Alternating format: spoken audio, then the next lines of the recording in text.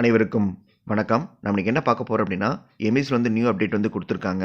இந்த அப்டேட்ல பார்த்தீங்க அப்படின்னா, நமக்கு வந்து திறன் அப்படிங்கிற தலைப்புல வந்து மாணவர்களுக்கு வந்து 6ஆம் வகுப்பு முதல் 9ஆம் வகுப்பு படிக்கும் மாணவர்களுக்கு வந்து பேஸ்லைன் அசஸ்மென்ட் தேர்வு வந்து நடைபெற்றுச்சு. இப்போ இந்த மாணவர்கள வந்து ஸ்டூடண்ட் டேக்கிங் பண்றதுக்கான ஆப்ஷன் வழிமுறைகள் வந்து எமிஸ்ல வந்து குடுத்துருக்காங்க.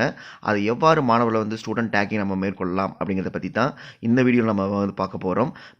திறன் மேல்நிலை பெற்ற மாணவர்களுக்கு வந்து நம்ம நோங்கிற ஆப்ஷனையும், திறன் பெற்ற குறைவாக உள்ள மாணவர்களுக்கு அவங்களுக்கு எஸ்ங்கிற ஆப்ஷனையும் வந்து நம்ம எமிஸ் வலைதளத்தில் நம்ம அப்டேட் செய்ய வேண்டும். அதை எவ்வாறு நம்ம மேற்கொள்ளலாம் அப்படிங்கிறத பற்றி தான் இந்த வீடியோவில் வந்து பார்க்க போகிறோம். மறக்காம நம்ம சேனலை சப்ஸ்கிரைப் பண்ணுங்கள், வீடியோ அனைவருக்கும் ஷேர் பண்ணுங்கள். ஃபஸ்ட்டு அதுக்கு உங்களுடைய குரோம் ப்ரௌசர் நீங்கள் வந்து ஓப்பன் பண்ணிக்கிங்க. ஓப்பன் பண்ணிவிட்டு அதில் வந்து எம்எஸ்டிஎன் ஸ்கூல் அப்படின்னு நீங்கள் வந்து டைப் பண்ணிக்கிங்க. ஆல்ரெடி நீங்கள் ஸ்கூல் லாகின்ல இருந்தீங்க அப்படின்னா டேரெக்டாக உங்களுக்கு ஓப்பன் ஆயிரும். சப்போஸ் நீங்கள் லாக் அவுட் பண்ணிங்க அப்படின்னா உங்கள் பள்ளிக்கான யூசர் ஐடி பாஸ்வேர்ட் போட்டு நீங்கள் லாகின் பண்ணிக்கலாம். நீங்கள் வந்து இதை வந்து உங்களுடைய ஸ்கூல் லாகின்லையும் நீங்கள் செய்யலாம், அல்லது வந்து உங்களுடைய இண்டிவிஜுவல் லாகின்லையும் வந்து நீங்கள் இந்த ஒர்க்கை வந்து நீங்கள் செய்யலாம். நான் வந்து இப்போ என்னுடைய ஸ்கூல் லாகினை வந்து நான் ஓப்பன் பண்ணிக்கிறேன். ஓப்பன் பண்ணோன்னே ஆட்டோமேட்டிக்காக வந்து நமக்கு 1 or 2 செகண்ட்ஸில் வந்து லோட் ஆயிரும். மேலே பார்த்தீங்கன்னா 3 லைன் மாதிரி கொடுத்துருப்பாங்க. அதில் கடைசியில் கீழே வந்துருங்க திறன் அசஸ்மெண்ட்னு நமக்கு ஒரு காலம் வந்து ஆட் பண்ணியிருப்பாங்க. அந்த காலத்தை வந்து நீங்கள் கிளிக் பண்ணிக்கலாம். கிளிக் பண்ணிங்க அப்படின்னா நமக்கு இன்னொரு பேஜ் வந்து லோட் ஆகும். இதில் வந்து பார்த்தீங்கன்னா ஸ்டூடெண்ட் டேக்கிங் கொடுத்துருப்பாங்க. ஃபஸ்ட்டு வந்து உங்களுடைய கிளாஸ் வந்து நீங்கள் தேர்ந்தெடுத்துக்கணும்.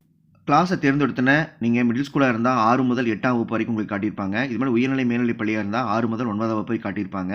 இதில் வந்து பார்த்தீங்கன்னா உதாரணத்துக்கு பார்த்தீங்கன்னா நான் வந்து 7th ஸ்டாண்டர்டை வந்து நான் கிளிக் பண்ணிக்கிறேன். பக்கத்தில் செக்ஷன் கொடுத்துருப்பாங்க. செக்ஷனை கிளிக் பண்ணோன்னே மாணவர் லிஸ்ட் வந்து நமக்கு தோண்டியிருக்கும். அதில் பார்த்தீங்கன்னா டேக்கிங் ஒரு காலத்துக்கு கீழே நாட் அப்ளிகபிள்ட்டு ஒரு டவுன் ஏரோ மார்க் இருக்கும். அதை வந்து நீங்கள் கிளிக் பண்ணிங்க அப்படின்னா அதை வந்து நம்ம 3 ஆப்ஷன் அதில் கொடுத்துருப்பாங்க. எஸ், நோ, நாட் அப்ளிகபிள்ட்டு. மாணவர்கள் வந்து தேர்வு எழுதியிருந்தாங்க அப்படின்னா நீங்கள் எஸ்ன்னும், திறன் மேம்பாட்டு மாணவர்களுக்கு நோன்னு நீங்கள் பதிவிட செய்ய வேண்டும். இது மாதிரி வந்து எல்லா மாணவர்களுக்கும் நீங்கள் வந்து ஸ்டூடெண்ட் டேக்கிங் வந்து நம்ம வந்து மேற்கொள்ள வேண்டும். சரிங்களா?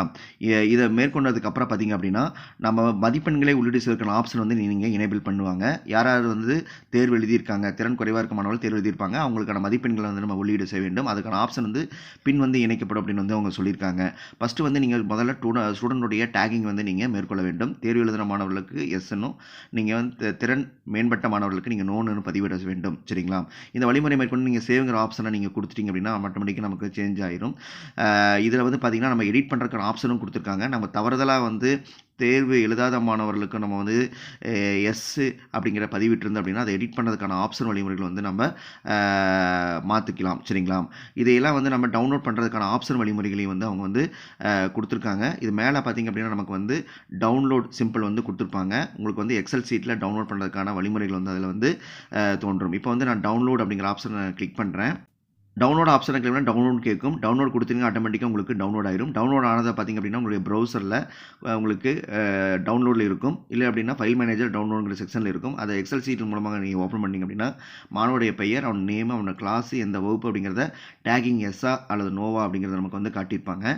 இது மாதிரி வந்து நீங்கள் எக்ஸல் சீட்டில் டவுன்லோட் பண்ணி வச்சுக்கோங்க. இதுக்கப்புறம் பார்த்திங்க அப்படின்னா எமிஸில் வந்து மார்க்குகளை உள்ளீடு செய்யும் வழிமுறை வந்து மறுபடியும் வந்து அப்டேட் பண்ணுறதா சொல்லியிருக்காங்க. இந்த வழிமுறையை மேற்கொள்ளுமாறு அனைவரையும் கேட்டுக்கொள்ளப்படுகிறார்கள். இந்த காணொளி மிக உங்களுக்கு பயனுள்ளதாக நினைக்கிறேன். மறக்காம சேனலை சப்ஸ்கிரைப் பண்ணுங்கள், வீடியோ அனைவருக்கும் ஷேர் பண்ணுங்கள். நன்றி, வணக்கம்.